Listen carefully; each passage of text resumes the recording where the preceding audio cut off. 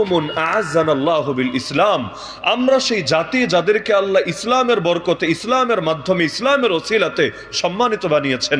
ফাইযা বিতাগাইনাল ইজ্জাতা বিগাইরিহি আযাল্লানাল্লাহ, এখন সেই ইসলাম বাদ দিয়ে ভিন্ন যে জিনিসের মাধ্যমে ইজ্জত তালাশ করি না কেন, দ্বিতীয় কোথাও ইজ্জত পাবো না। উল্টো যিনি ইজ্জত দিয়েছিলেন তিনি লাঞ্ছিত করে ছাড়বেন।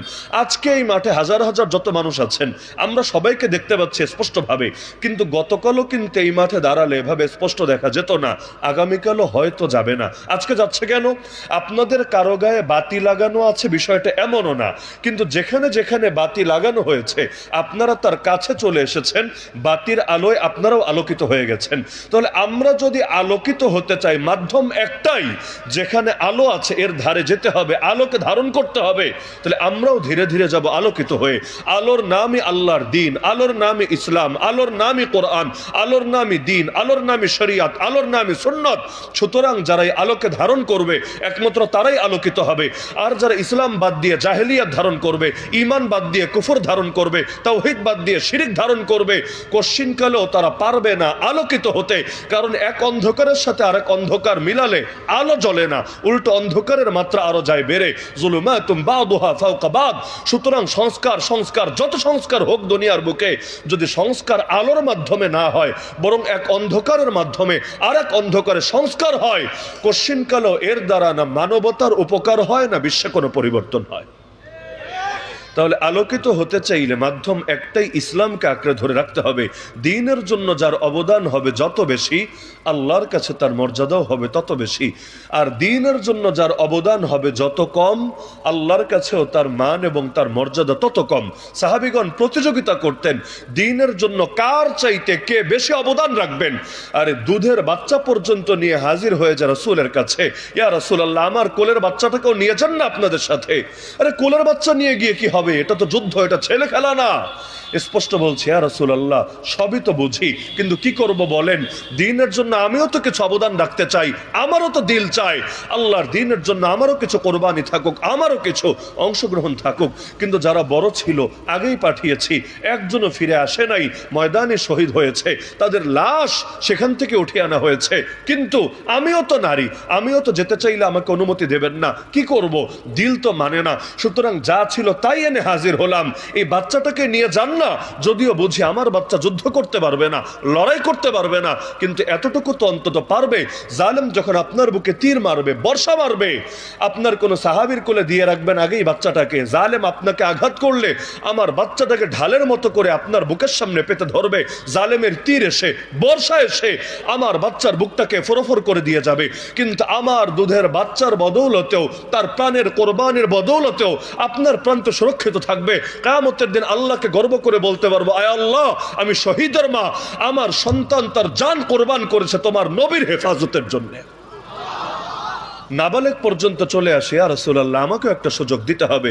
যাচ্ছেন ময়দানে, আমাকে রেখে যেতে পারবেন না, আমাকেও সাথে নিয়ে যেতে হবে। আল্লাহ রাসূল বলছেন, তোমার বয়স হোক, প্রাপ্ত বয়স্ক হও, এরপর তোমার বলতে হবে না, আমরাই তোমাকে সাথে নিয়ে যাব ইনশাআল্লাহ। তোমার রিকোয়েস্ট লাগবে না, আমরাই তোমাকে নিয়ে যাব ইনশাআল্লাহ। অবশেষে মাইক উঠলে তো আওয়াজ টানে, ওঠায় কি করবেন? আওয়াজ তো টানতেছে।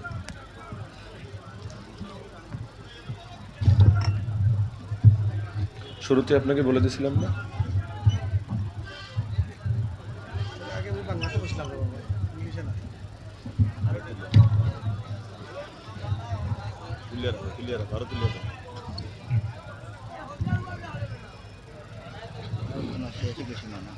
আওয়াজ টানে কেন? ঠান্ডা তাই আমার আওয়াজ টানতে না, আওয়াজগুলো কান বন্ধ করেন। আপনি বিবাদ করছেন, আওয়াজ বন্ধ করতেছেন। আপনার কথা লগে মানতে আমার আমাকে তখন দেখো তো আপনি হেলো বলে নাবালেগ পর্যন্ত বলছে, আমাকেও একটা সুযোগ দিতে হবে, আমাকেও সাথে করে ময়দানে নিয়ে যেতে হবে। আল্লাহ রাসূল সাল্লাল্লাহু আলাইহি ওয়াসাল্লাম স্পষ্ট বলছেন, তোমার বয়স হোক, তোমার বলতে হবে না, আমরাই তোমাকে সাথে করে নিয়ে যাব ইনশাআল্লাহ। তখন যখন দেখে কোনোভাবেই তার অনুরোধ আল্লাহ রাসূল শুনছে না, অবশেষে সে কৌশল বের করলো, বলল, ইয়া রাসূলুল্লাহ, যদিও আমি বয়সে ছোট, কিন্তু যুদ্ধের ময়দানে তো বয়স দরকার না, শক্তি দরকার। তা আমি বয়সে ছোট হতে পারি, শক্তিতে কিন্তু ছোট না। একটা বার আমাকে লড়াই করার অনুমতি দিয়ে দেখেন না না, ওই যে ওরে তো নিলেন, ও তো আমার চাইতে বয়সে বড়, ওর সাথেই লড়াই করার অনুমতি দেন। যদি আমি কুস্তিতে হেরে যাই দ্বিতীয়বার রিকোয়েস্ট করব না, আর যদি আমি জিতে যাই আমাকে কেন সুযোগ দেওয়া হবে না? আল্লাহ রাসূল বলেন ঠিক আছে, তাহলে এক ধাপ লড়াই হয়ে যাক। যেখানে সাহাবীরাও অবাক, কারণ হলো বড় বড় মানুষদেরকে ঠেলে ঠেলে ময়দানে নেওয়া যায় না এই যুগে, আর সেখানে একটা বাচ্চা পর্যন্ত বায়না করছে তাকে নিয়ে যেতে হবেই হবে, কার না কৌতূহল জাগে। অবশেষে আল্লাহ রাসূল সাল্লাল্লাহু আলাইহি ওয়াসাল্লাম অনুমতি দিলেন, লড়াই শুরু হবে। ছোটটা গিয়ে বড়টার কানে কানে লড়াই শুরু হওয়ার আগেই একটু করে বলে আসছে, ভাই আমার, কথা তো একটা বলেছি কিন্তু বাস্তবতা তো বুঝি, তুমি বয়সেও বড়, শক্তিতেও বড়, তুমি যদি শক্তি প্রয়োগ করো আমি তোমার সাথে কুলিয়ে উঠতে পারবো না। কিন্তু আল্লাহর জন্য একটাবার স্যাক্রিফাইস করা যায় না? আল্লাহর জন্য একটাবার নিজেকে ছোট করা যায় না? আল্লাহর নবী তো তোমাকে অনুমতি দিয়েছেন, নবী তোমাকে কবুল করে নিয়েছেন, তোমার তো কপাল খুলে গেছে। আর আল্লাহ নবী একবার যাকে কবুল করে নেন তাকে পুনরায় রিজেক্ট করেন না। সুতরাং আল্লাহর জন্য একটাবার যদি তুমি ছোট হও তোমার মোটেও লস হবে না, মাঝখান দিয়ে আমারও কপালটা খুলে যাবে ইনশাআল্লাহ। এরপর দুই ভাই হাতে হাত রেখে কাঁধে কাঁধ মিলিয়ে একসঙ্গে জিহাদের ময়দানে যাব, জান্নাতের বাজারে সওদা করবো ইনশাআল্লাহ। তো ভাই একটাবার ছোট হবে না? এটা শুনে বড়টারও মন গলে গেল। সে বলল ঠিক আছে, তাহলে লড়াই শুরু হোক, তুই টেনশন করিস না, আমি ব্যবস্থা করছি। লড়াই হলো, দুনিয়ার সবাই দেখলো ছোটটা বড়টাকে হারিয়েছে, বাস্তবে হারাতে পারে নাই, বড়টা নিজের থেকেই হার মেনে নিয়েছে। অবশেষে আল্লাহর রাসূল উভয়কে যাওয়ার অনুমতি দিয়েছে। বুড়া সাহাবী পর্যন্ত বায়না ধরছে সন্তানদের কাছে, এই কই যাচ্ছ তোমরা? আব্বাজান জিহাদে যাচ্ছি। আমাকেও নিয়ে যাও, যেতে হবে। এবার বাচ্চারা বলছে, আব্বাজান আপনি বৃদ্ধ হয়ে গেছেন, আপনার চলাফেরা করতেও কষ্ট হয়, নবী যতদিন ছিলেন তার সঙ্গে শরীক হয়ে জিহাদ করেছেন, আবু বকর রাদিয়াল্লাহু আনহু যখন ছিলেন তার সঙ্গেও শরীক হয়ে জিহাদ করেছেন, ওমর রাদিয়াল্লাহু আনহু প্রায় এক যুগ শাসন করেছেন, তার সঙ্গেও শরীক হয়ে জিহাদ করেছেন, এখন খলিফা ওসমান রাদিয়াল্লাহু আনহু, কিন্তু আপনি তো বৃদ্ধ হয়ে গেছেন, আর কত? আপনি আপনার জীবনের হক আদায় করেছেন, এখন আমরা আপনার সন্তানরা নওজোয়ান হয়েছি, আপনার পক্ষ থেকে হক আদায় করে দেবো ইনশাআল্লাহ, আপনি ঘরেই থাকেন, আমাদের জন্য দোয়া করে দিলেন। বাবা চিৎকার করে উঠলো, এই চুপ থাক তোরা, তোরা আমাকে বসে থাকতে বলিস, ঘরের ভেতরে আল্লাহর কোরআন তো আমাকে বসে থাকার অনুমতি দেয় না। তোরা কি সূরা তাওবা পড়িস নাই? সূরা তাওবার এই আয়াত কি তোদের মনে নাই? ইনফিরু খিফাফান ওয়া সিকালা ওয়া জাহিদু বিআমওয়ালিকুম ওয়া আনফুসিকুম ফি সাবিলিল্লাহ। হালকা হও আর ভারী হও, বের হয়ে পড়ো ময়দানে, মাল দিয়ে আর জান দিয়ে জিহাদ করতে থাকো আল্লাহর পথে। এবার বলছে, যতদিন যুবক ছিলাম দেহ হালকা ছিল, তখনও ময়দানে গিয়ে লড়েছি, এখন বুড়া হয়েছি, শরীর ভারী হয়েছে, তাতে কি? আল্লাহ তো বলেছে হালকা হলেও যেতে, ভারী হলেও যেতে, সুতরাং আমাকে বসে থাকতে বলে লাভ নাই, আমি যাবই যাব ময়দানে। তোমরা যদি নিয়ে না যাও প্রয়োজনে যাব অন্য কারো সাথে, কিন্তু আমাকে ফিরায় রাখতে পারবা না।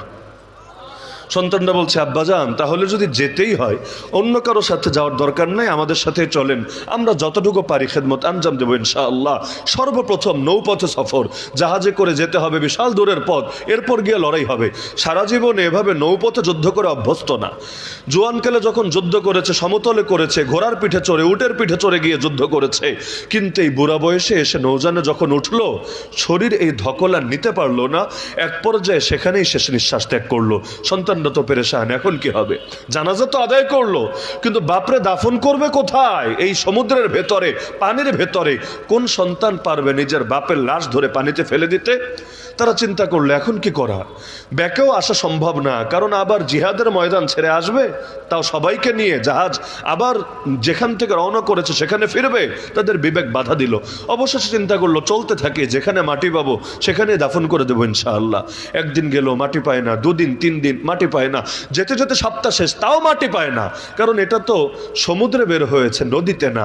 10 দিন পর একটা দ্বীপ তারা খুঁজে পেল, সেখানে গিয়ে জাহাজ নোঙ্গর করলো। তাদের ধারণা ছিল লাশ যেখানে রেখেছে কাছাকাছি গেলে বিকট দুর্গন্ধ বের হবে, আর লাশের কাছে গেলে দেখবে যে পচে গেছে, গলতে শুরু করেছে, কারণ 10টা দিন তো কোনো কম কথা না, আর ফ্রিজিং এর ব্যবস্থা নাই, বরফ নাই, কিচ্ছু নাই, তাহলে এতদিন লাশ থাকে কিভাবে? কিন্তু যখন কাছাকাছি গেল দূর থেকেই তারা অনুভব করছিল এমন এক সুঘ্রাণ আসছে যেরকম সুঘ্রাণ কোনোদিনও তারা পায় নাই। এরপর যখন কাছে গেল লাশ দেখে তারা এত অবাক হলো, কোনো পচা নাই, কোনো গলা নাই, বরঞ্চ এখনো পুরো শরীর তাজা আছে, দেখলে মনে হচ্ছে যেন মরেই নাই, ঘুমিয়ে কোনো উত্তম স্বপ্ন দেখছে, মুখের ভেতর এখনো নোরানি হাসি লেগে আছে। এই যে ফিলিস্তিনে গত 1.5 বছরে তুফানুল আকসা, এই লড়াই শুরু হওয়ার পর যাদেরকে শহীদ করা হয়েছে, এই দূর থেকে বসেই তাদের ছবিগুলো শুধু এক নজরে দিলের চোখ দিয়ে তাকায় দেখেন। এমন এমন ব্যক্তি যাদের কারো শরীরটা ঝাঁঝরা হয়ে গেছে বুলেটের আঘাতে, কারো হাত উড়ে গেছে বোমার আঘাতে, কারো পা নাই, কিন্তু সেই ক্ষতবিক্ষত দেহের ভেতরেও চেহারাটার দিকে শুধু তাকাবেন। এরপর যদি আপনার দিল কোনো কিছু সাক্ষ্য না দেয়, আমাকে বললেন এই শহীদদের চেহারার ভেতর এমন একটা নূর কাজ করে, মরার পরও তাদেরকে দেখলে এত ভালো লাগা কাজ করে, এত ভালো লাগা কাজ করে, তখন দিল সাক্ষ্য দেয় না আল্লাহর বান্দা মরেও অমর হয়ে আছে, বড় জেতা জিতে গিয়েছে, আমরাই আছি লসে, তারা লসে নাই। কারণ তারা আল্লাহর কাছে নিজের জানটাই বিক্রি করে দিতে পেরেছে। তারা হয়েছে বিক্রেতা, আল্লাহ হয়েছেন ক্রেতা। এজন্য সাহাবীও দেখেন না, শহীদ হতে হতে পর্যন্ত চিৎকার করে বলে ফুজতু ওয়ারাব্বিল কাবা, কাবার রবের কসম, জীবন আমার কাজে লেগে গেছে, জীবন আমার কামিয়াব হয়ে গেছে, কারণ একটা মাত্র জান ছিল, সেটা দিয়ে দিতে পেরেছি আল্লাহকে। হানজালা রাদিয়াল্লাহু আনহু ঘটনা কে না জানে? ফরজ গোসল করতে কয় মিনিট লাগে? তো মাথায় আসে নাই, মানে গোসল করবে এরপর যাবে, এমন ভাবে ছটফটানি শুরু হয়েছে ডাক আসার পরে। এমন কি আবু জাহালকে নিধন করেছে কে? এই উম্মতের ফেরাউন বলে আবু জাহালকে। জাস্ট ছোট দুইটা বাচ্চা, এমন দুইটা বাচ্চা দাড়ি মোচো গজায় নাই, ময়দানের মধ্যে তারা মূল বাহিনীর অংশও না। হঠাৎ করে গিয়ে বুখারীতে হাদিস আছে, আব্দুর রহমান বিন আওফ রাদিয়াল্লাহু আনহু বলেন, হঠাৎ দেখি ডান পাশে এক বাচ্চা, বাম পাশে এক বাচ্চা, বদরের ময়দান এমনি পেরেশানিতে। তো ভাবলাম এই দুই বাচ্চার জায়গায় দুইটা যুবক থাকলেও তো আজকে, অস্ত্র তো নাই, মাত্র দুইটা তরবারি, 305 জন ময়দানে, বাকি 8 জন অন্যান্য কাজে। তাহলে যদি কিছু যুবকও থাকতো সাথে, তাও খালি হাতে হলে ওদেরকে একটু চাপে ফেলতে পারতাম, এই বাচ্চা দিয়ে কি হবে? তিনি বলেন এগুলো ভাবছিলাম, হঠাৎ করে একটা বাচ্চা আমাকে বলল, চাচা, ও চাচা, আবু জাহালকে একটু দেখায় দেন না। তিনি বলেন অবাক হয়ে গেলাম। ওরে বলার আগে পাশ থেকে আরেক বাচ্চা বলে, না চাচা আমাকে দেখান, আমাকে, আবু জাহাল লোকটাকে। তিনি বলেন, আমি জিজ্ঞাসা করলাম, ভাতিজা আবু জাহালকে দেখে কি কাজ তোমাদের? সে হলো আজকের যুদ্ধের সেনাপতি, কুরাইশের সর্দার, তাকে দেখে তোমাদের কাজ কি বলো দেখি। সঙ্গে সঙ্গে তারা বলে উঠল, চাচা শুনেছি শুনেছি ও আল্লাহর নবীকে গালি দেয়, আল্লাহর নামে কসম করেছি একবার যদি ওর দেখা পেয়ে যাই, হয়তো ওকে জাহান্নামে পৌঁছাবো, না হলে নিজেরা শাহাদাতের অমীয় সুধা পান করে জান্নাতের সবুজ পাখি হয়ে যাব। কিন্তু ও বা আমরা, যার কপালে আগে মরণ লেখা, মরার আগ পর্যন্ত ওর পিছু তো ছাড়বো না। মাকে বলে এসেছি, মা আবু জাহালের সাথে বোঝাপড়া করার আগে এই মুখ আর তোমাকে দেখাবো না। তিনি বলেন, ওদের কথা শুনে আর নিজের উপর কন্ট্রোল করতে পারলাম না, আমি ইশারা দিয়ে দেখালাম, ভাতিজা ওই যে ঘোড়ার উপর এক আরোহী দেখতে পাচ্ছ, যোদ্ধা, সেই হলো আবু জাহাল, আজকের যুদ্ধের সেনাপতি, কুরাইশের সর্দার। তিনি বলেন, ইশারা দিতে দেরি, বাজ পাখির মতো ছুটে যেতে দেরি না। এমনকি বড় কেউ যদি ছুটে যেত, যেহেতু আবু জাহাল সেনাপতি, আর সেনাপতির প্রোটোকল সবচাইতে বেশি থাকবে, এটাই স্বাভাবিক। কারণ নেতা নেত্রী সেনাপতি এদের উপরে নির্ভর করে বাকি সবকিছু। কর্মী যত লাখ না, যত কোটি থাকুক, নেতা নেত্রী যদি মাইনকে চিপায় গিয়ে ঢুইকা যায়, তাহলে কর্মীদেরও মনোবল থাকে না, তাদেরও মনোবল ভেঙে যায়।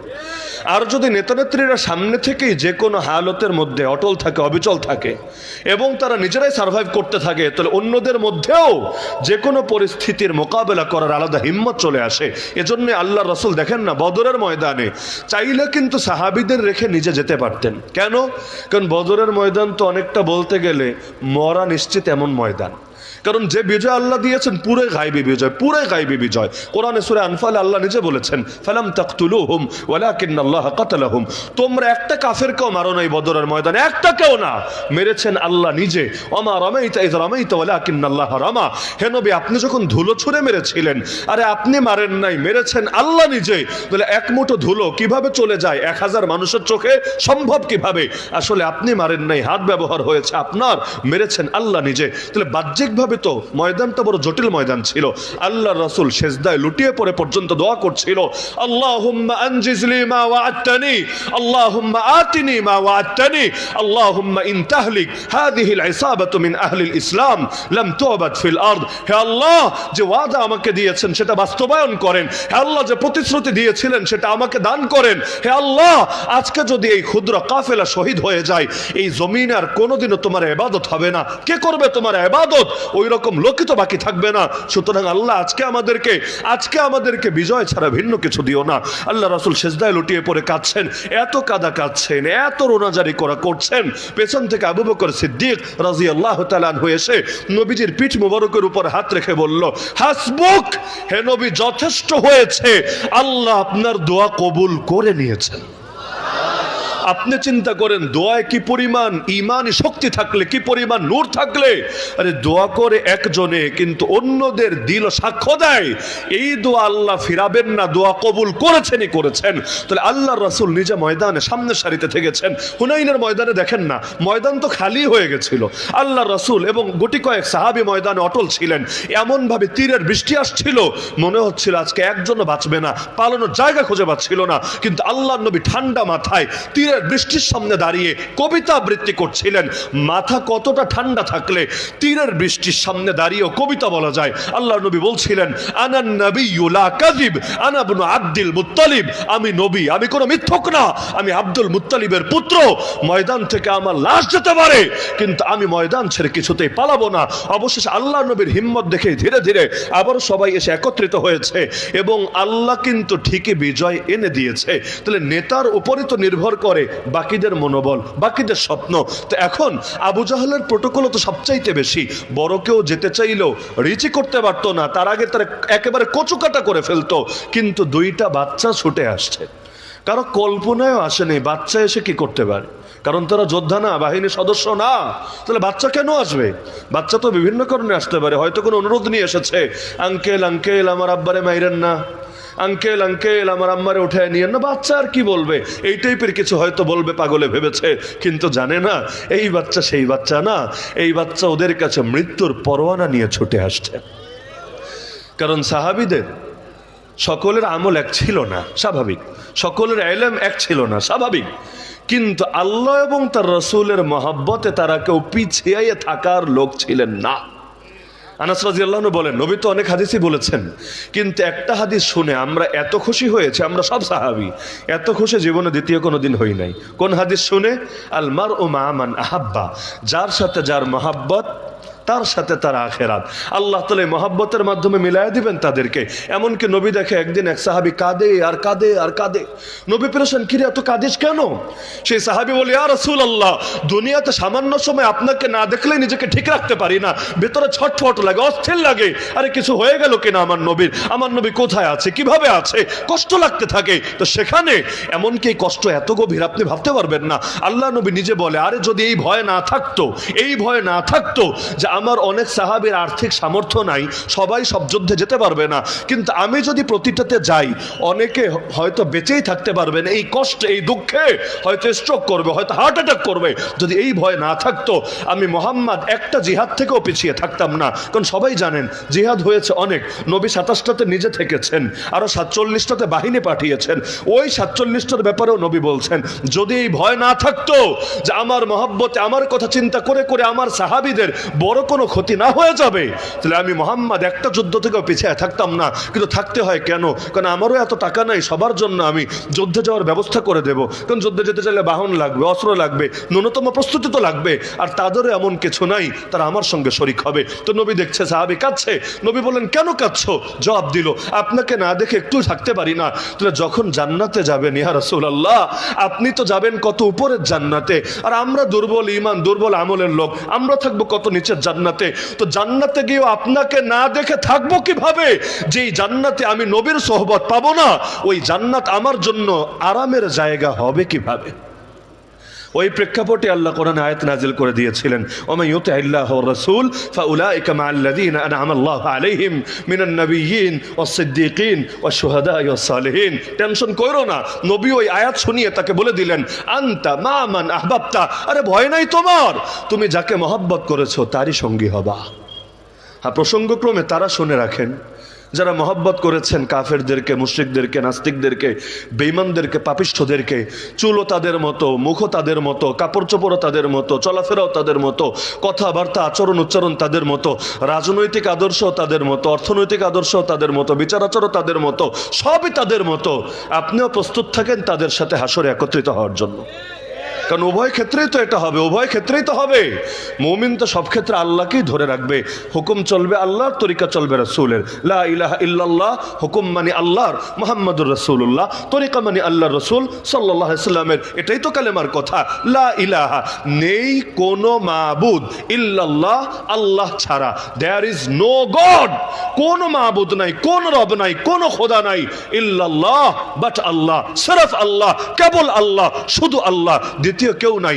এই কালেমা যখন পড়ে জীবনের সব ক্ষেত্রে নিজেরা আল্লাহর গোলামি বানিয়ে ছাড়ে। আমার নামাজের রব যিনি, আমার রাজনীতির রব তো তিনি, আমার জাকাতের রব যিনি, আমার অর্থনীতির রব তো তিনি, আমার হজের রব যিনি, আমার পার্লামেন্টের রব তো তিনি, আমার জাকাতের রব যিনি, আমার কোর্ট কাছারির রব তো তিনি, আমার ব্যক্তিগত আমলের রব যিনি, আমার রাষ্ট্র পরিচালনা থেকে শুরু করে প্রতিটা সেক্টরের রব তো একমাত্র তিনি। যে মানবে তার মুখে লা ইলাহা ইল্লাল্লাহ সাজে, যে মানবে না তার মুখে কিভাবে সাজে? 2 বাচ্চা গেল, অন্যরা সিরিয়াস হলো না। এখন গিয়ে দেখে আবু জাহাল তো অনেক উপরে, কারণ অ্যারাবিয়ান হর্স বাংলাদেশের কাঙ্গাল ঘোড়া না। অ্যারাবিয়ান হর্স তো এত উঁচু, আপনাদের অনেকের মাথায় ওর পিঠ পর্যন্ত হবে না, মানে আপনার মাথার চাইতে ওইটার পিঠ উঁচু, আর এরা তো বাচ্চা ছোট মানুষ। তাহলে আবু জাহাল তো সেই ঘোড়ারও পিঠে, নাগাল পাবে কিভাবে? আর পায়েটায় মারলে তো আর কাজ হবে না, আবু জাহাল তো মরবে না। আবু জাহালকে তো মারার জন্য তারা এসেছে। এখন আবু জাহাল তো ধরা ছোঁয়ার বাইরে, এখন কি হবে? হাতেও তো সময় নাই, কারণ হলো অন্যরা কিন্তু টের পেলে কচুকাটা করে ফেলবে। ওরা কিছু বুঝে ওঠার আগে একজন গিয়ে ঘোড়ার পায়ে কোপ মেরে দিল। পায়ে যখন কোপ মারলো, ঘোড়ার পা কেটে আলাদা হয়ে গেল। ঘোড়া লাফ দিতে গিয়ে আর ব্যালেন্স করতে পারলো না, ঘোড়া ঠাস করে জমিনে পড়ে গেল। আবু জাহাল বসা ছিল উপরে, ও ছিটকে গিয়ে পড়লো। আর একজন লাফ দিয়ে বুকের উপর চড়ে খাট যা করার তা করে দিল। এখন অন্যরা কি আর ছেড়ে দিবে ওদেরকে? বাচ্চা হোক আর বড় হোক, বাচ্চাদের পেছনেও বুড়ারা লাগতে পারে। কখন? যদি গদির প্রশ্ন ওঠে। গদির প্রশ্ন উঠলে নিজের হাঁটুর বয়সী বাচ্চা পোলাপান, নিজের নাতি বা নাতির চাইতেও ছোট পোলাপান, এদের বিরুদ্ধেও মানুষ লাগতে পারে। কারণ গদির লোভ বড় কঠিন লোভ, এই ক্ষেত্রে কোনো ছাড়াছাড়ি চলে না। তো এখন যখন ওই ক্ষেত্রে এই কাহিনীটা হলো, অন্যরাও তো দেখলো চোখের সামনে নেতা শেষ। যদিও চূড়ান্ত মরে নাই, মরার কাছাকাছি গিয়েছে, মানে সেমিফাইনাল পর্যন্ত পৌঁছেছে, ফাইনাল স্টেপটা শুধু বাকি আছে। ওই ফাইনাল স্টেপ আবার সম্পন্ন করেছিলেন এই মুআজ আর মুআওয়াজ না, বরং আরেক সাহাবী, এই উম্মতের অন্যতম শ্রেষ্ঠ মুফতি ফকিহ, যার নাম আব্দুল্লাহ বিন মাসউদ রাদিয়াল্লাহু তাআলা আন। তিনি গিয়ে আবু জাহালের কল্লা কেটে এনে নবীর সামনে হাদিয়া দিয়েছিলেন। ইয়া রাসূলুল্লাহ, এই যে নিয়ে এসেছি। যদিও কল্লা কাটতে গিয়ে একটু ঝামেলায় পড়ে গিয়েছিলেন, কারণ কল্লা কাটতে গিয়েছেন, বুকের উপর চড়ে বসেছেন। আবু জাহাল বলে, শোন শোন শোন, কল্লা কাটবি কাট, কিন্তু উপর দিয়া কাটিস না রে, নিচ দিয়া কাট। তিনি টেনশনে পড়ে গেলেন, এটা আবার কি বলে? উপর দিয়া কাটলেও মরবে, নিচ দিয়া কাটলেও মরবে, মাঝখান দিয়া কাটলেও মরবে, তো নিচ দিয়া কাটতে বলে কেন? আবু জাহাল বলে, কিচ্ছু বোঝো না, নিচ দিয়া কাটলে কল্লাটা বড় দেখা যাবে। সবগুলো কল্লা যখন একসাথে রাখা হবে, দূর থেকে নজরে আসবে, ওই দেখা যায় কল্লা, ওই আমাদের নেতার কল্লা। আলাদা একটা ভাব থাকবে, শরীরের মধ্যে একটা কারেন্ট চলে আসবে। তাহলে মরার পরেও যাতে আমার ভাব থাকে, এই জন্য কল্লা কাটার সময়ও কাইটো তোমরা নিচ দিয়ে। কি আজীব অহংকার মানুষের, অহংকারের কোনো শেষ নাই। মরবে তো মরবে, কিন্তু মরার সময় কল্লাটা নিজ দিয়ে কাটার এক আজীব স্বপ্ন দেখতে দেখতে মরে। তো এখন দেখা গেল ওই যে বাচ্চা আবু জাহালকে শেষ করলো, এবার অন্যরা তাদের সাথে যুদ্ধ লাগিয়ে দিল। তারাও লড়াই চালিয়ে যাচ্ছে বিরার মতো করে। আরে বাচ্চা মানুষ, তাও কোনো থেমে থাকার নাম নাই, লড়াই চালিয়ে যাচ্ছে বড়দের বিরুদ্ধে। হঠাৎ করে একজনের একটা কোপ লেগে গেল হাতের মধ্যে, এমনভাবে কোপ লাগলো হাতের হাড্ডিও কেটে গেছে। কিন্তু পুরো হাতটা 2 টুকরা হয়ে জমিনে গড়িয়ে পড়ে নাই, চামড়া আর গোশতের সাথে সামান্যভাবে ঝুলে আছে। পুরো হাত কাটা শেষ, অল্প একটুর সাথে ঝুলে আছে, হাতটা পরেও না। এখন আল্লাহর বান্দার তো লড়াই করতেও ঝামেলা হচ্ছে, কারণ এক হাত দিয়ে লড়াই চালাতে হচ্ছে। লড়াই না চালালে তো হাত গেছে, এবার কল্লাও যাবে, লড়াই তো করতেই হবে। কিন্তু এখন হাতটার জন্য বড় ঝামেলা হচ্ছে। একদিকে তো রক্ত পড়ছে, আর রক্ত যত গড়িয়ে পড়ে শরীর তত দুর্বল হতে থাকে। আরেকদিকে এভাবে যদি একটা কাটা হাত নড়তে থাকে, যে কেউ আনইজি ফিল করবে, এটা অস্বাভাবিক লাগবে তার কাছে, লড়াইটাও স্বাভাবিকভাবে সে করতে পারবে না। আর একটা ঝামেলা হলো, কোনো জায়গায় যদি কাটে, চামড়াও যদি ওঠে, দেখবেন এখানে টাচ লাগলো কলিজায় মোচড় দিয়ে ওঠে, স্বাভাবিক ব্যাপার। তো হাত যখন কাটা, যেই কয়বার নড়বে, ভেতরে দরদ হবে নাকি হবে না? তো সেও চিন্তা করছে, এভাবে তো বেশিক্ষণ আমি টিকতে পারবো না, মনোবল থাকবে না। চিন্তা করলো, হাত তুই এবার আমার জিহাদের পথে বাধা হচ্ছিস, ঠিক আছে, তরে আর আপাতত লাগবে না। জমিনের উপর হাতটা রাখলো, পা দিয়ে পাড়া মারলো, এদিক থেকে একটা জোরে টান মারলো, হাতটা শরীর থেকে আলাদা হয়ে গেল। বাকি হাত দিয়ে বীরের মতো জিহাদ চালিয়ে যেতে থাকলো।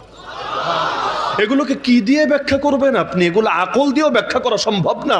আর ইশকের খেলা, মহব্বতের খেলা, যার সামনে পৃথিবীর কোনো বাধাই চলতে পারে না। জাফর তাইয়ার রাদিয়াল্লাহু আনহু আল্লাহ রাসূলের পক্ষ থেকে নিযুক্ত এক সেনাপতি ছিলেন এক জিহাদের ময়দানে। ডান হাতে নবীর দেওয়া পতাকা, নবীর দেওয়া ঝান্ডা উঁচু করে রেখেছিলেন।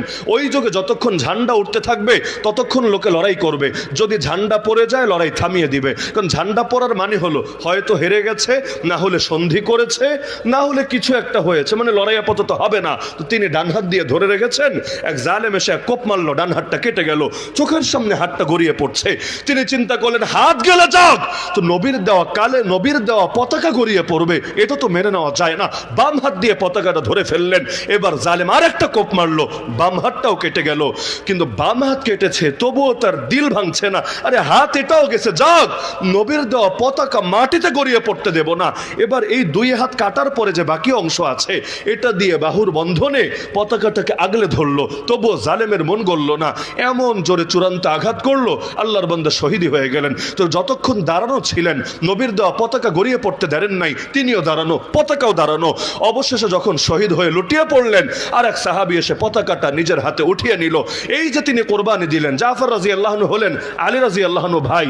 আল্লাহ রাসূল সাল্লাল্লাহু আলাইহি ওয়াসাল্লাম মদিনায় বসে সাহাবীদেরকে যখন এই ঘটনা শোনালেন, কারণ জিবরিল আমিন তাকে এসে জানিয়ে দিয়েছিলেন, ওই সময় আল্লাহ নবী বলেন, আরে তোমরা শোনো, আমি দেখেছি আমার জাফরকে আল্লাহ তাআলা তার দুটো হাতের বদৌলতে জান্নাতে তাকে নিয়ে গিয়ে দুটো ডানা উপহার দিয়েছে। আমি দেখেছি ইয়াতিরু বিজানাহিহি ফিল জান্নাহ, সে তার দুটো ডানা মেলে মেলে এবার জান্নাতে উড়ে বেড়াচ্ছে। কারণ সে আল্লাহর জন্য দুটো হাত দিয়েছে, আল্লাহ তাকে ডানা দিয়েছে। এজন্য তারা জীবন দিয়েও তৃপ্তি মিটত না, এক জীবন দিয়েও তাদের তৃপ্তি শেষ হতো না। ওই সাহাবী, তাকে ফেলা হবে ড্যাগের ভেতর, এমন ড্যাগ যেখানে তেলগুলো টকবক করে ফুটছে। কিছুক্ষণ আগে তার দুই সাথীকে ফেলা হয়েছে, একজনও ফিরে আসে নাই, জায়গায় শহীদ হয়ে গেছে। এবার তার পালা, তিনিও জানেন ফেললে পরিণতি কি হতে পারে। খ্রিস্টান বাদশা এবার তাকিয়ে দেখছে, ওই সাহাবীর চোখ গড়িয়ে গড়িয়ে গড়িয়ে পানি পড়ছে, মানে তিনি কাঁদছেন। সেই খ্রিস্টান বাদশা বলছে, কি রে এখন কাঁদিস কেন? এত মারলাম তাও খ্রিস্টান হলি না, এত লোভ দেখালাম তাও তুই ধর্ম পাল্টালি না, এখন কাঁদিস কেন? মৃত্যুর ভয়ে? চোখের সামনে মৃত্যুকে দেখে ভয় লাগছে? ঠিক আছে, বাদ দে, এখনো সময় আছে। মোহাম্মদকে ভুলে যা, খ্রিস্টান হয়ে যা, আমি তোরে মারবো না, কারণ তোর মতো যোগ্য সেনাপতি আমার দলে চলে আসলে আমার বাহিনী শক্তিশালী হবে, আমার অনেক লাভ হবে। সেই সাহাবী চিৎকার করে উঠলেন, এই চুপ থাক জালেম, তুই কি ভেবেছিস আমি মৃত্যুর ভয়ে কাঁদছি? আল্লাহর কসম, আল্লাহর কসম, মুসলমান মৃত্যুর ভয়ে কাঁদে না। আমি তো কাঁদছি আফসোসের কারণে, একটা মাত্র প্রাণ কোরবান করতে পারছি আল্লাহর পথে। এত সামান্য পুঁজি নিয়ে হাসরের ময়দানে আল্লাহর সামনে দাঁড়াবো কোন মুখে?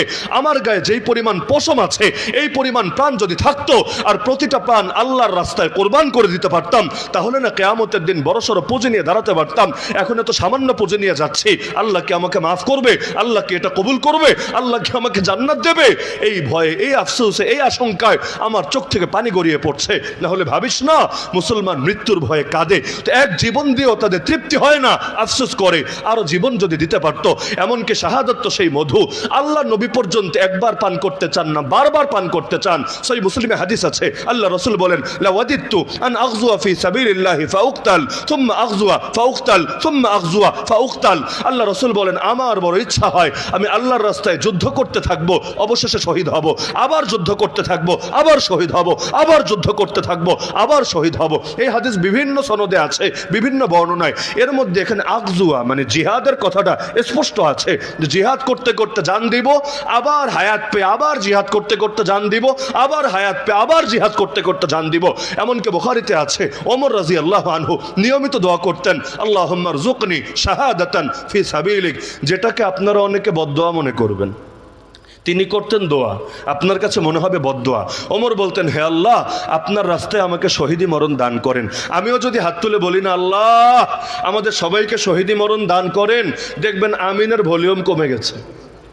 আগের বাক্য আর পরের বাক্যর চাইতে আমিনের ভলিউম কমে গেছে। এরা চিন্তা করবে হুজুরকে আনলাম একটু ভালো দোয়া দেওয়ার জন্য, হুজুর দেখে আমাদের বদদোয়া দিয়ে চলে যাচ্ছে। এই দোয়াই করে না পাবলিক ভয়ে। শাহাদাতের দোয়া জীবনে কয়দিন করেছেন? রাসূল যদি করতে পারে, ওমর যদি করতে পারে, আপনি কেন করেন না? এটাই তো জবাব দিবে। আরে শহীদ হলে কষ্ট তো আমার হবে, আপনার হবে। ওয়াজ করা সোজা, ব্যথা যখন হবে সেখানে তো এসে ভাগ বসাবেন না। সুতরাং আমরা এমন কিছু করতে রাজি না যাতে আমাদের ব্যথা হবে, বেদনা হবে। অথচ শহীদ জান্নাতে গিয়েও দুনিয়ায় ফিরে আসতে চাইবে, জানেন না সবাই? আর কেউ ফিরতে চাইবে না, দ্বিতীয় কেউ না। কিন্তু শহীদ বলবে আল্লাহ বেশি না, অন্তত 10টা বার ফিরায় দাও না। কেন? শাহাদাতের মধু আবারও পান করবে বলে। যেই জান্নাতে রবের দিদার আছে, যেই জান্নাতে আমার নবীর সোহবত আছে, যেই জান্নাতে হুর আছে, গেলমান আছে, মদের নহর, রেশমের পোশাক সব আছে, ওই জান্নাত পর্যন্ত ছেড়ে আসতে চাইবে আর একবার শাহাদাতের মধুপান করবে বলে। তো জান্নাতে গিয়েও লোভ ছাড়তে পারলো না, আর আমি আপনি দুনিয়ায় বসেও লোভ আনতে পারলাম না।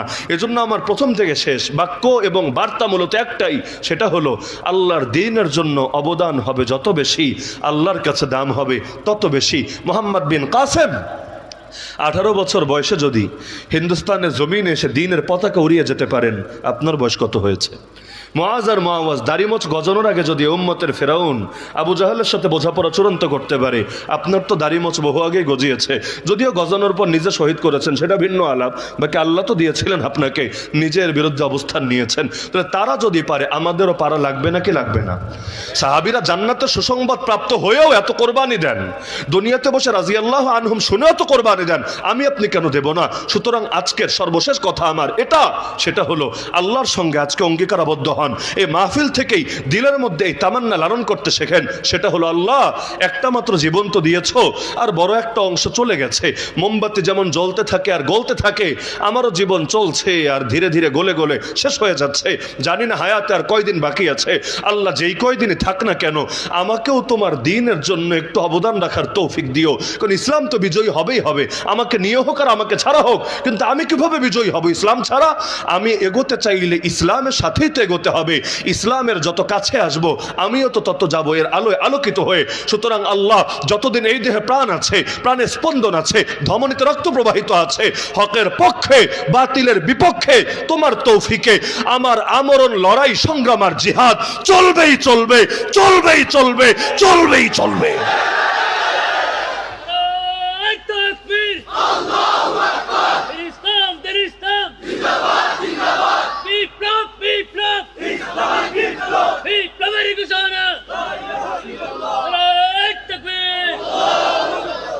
कारण इस्लाम जिंदा होता है हर करबला के बाद, इस्लाम जिंदा होता है हर बदर के बाद।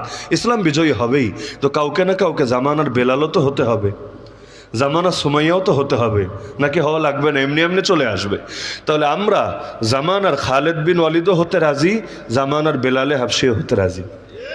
আমরা জামানার ওমর ইবনুল খাত্তাব এবং আমির হামজাও হতে রাজি, আমরা জামানার হুসাইনও হতে রাজি। দ্বীনের জন্য লড়াই করতেও রাজি, দ্বীনের জন্য রক্ত ঝরাতেও রাজি। তয়েফ আমাদের সামনে, বদরে আমাদের সামনে, সবই আছে আমাদের সামনে। সুতরাং বাতিলের হাতে এই কল্লা কাটা যেতে পারে। তো যতদিন বেঁচে আছি কল্লা নত হবে না আল্লাহ ছাড়া দ্বিতীয় কারো সামনে। এই একটা চেতনা যদি দিলে ঢোকাতে পারেন, দুদিন আগে না হলেও দুদিন পরে পরিবর্তন আসবেই আসবে ইনশাআল্লাহ। শাইখুল হাদিস আল্লামা আজিজুল হক রহমতুল্লাহ আলাইহি বলতেন, ইসলাম নামক বৃক্ষের গোড়ায় পানি নয় বরং রক্ত ঢালতে হয়। আর যেই জমিনে শহীদের রক্ত ঝরে সেই জমিনে ইসলামের ফুল ফোটেই ফোটে। তা আমরা উভয় হালতের জন্য প্রস্তুত আলহামদুলিল্লাহ। শাহাদাত হ্যায় মতলুব মকসুদ মুমিন, না মালে গনিমত না কিশোর কুশাই। ফনা ফিল্লাহ কি তেহ মে बका का राज मुजमर है, जिसे मरना नहीं आता, जिसे मरना नहीं आता उसे जीना नहीं आता। वमा अलैना इल्ला अल बलागुल मुबीन व आखिर दावाना अनिल हम्दुलिल्लाहि रब्बिल आलमीन। अस्सलामु अलैकुम व रहमतुल्लाहि व बरकातुहू।